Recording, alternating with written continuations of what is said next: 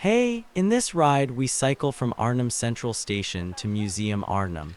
It's located on top of a hill, so be ready for a bit of a climb. The museum garden's free to enter, and it's got some nice sculptures and a pretty great view over the River Rhine. Anyway, let's start riding.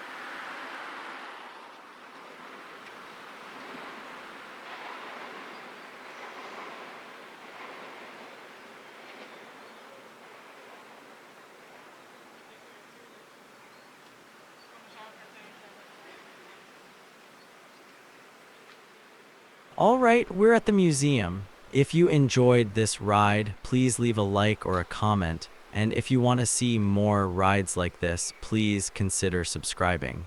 See you next time.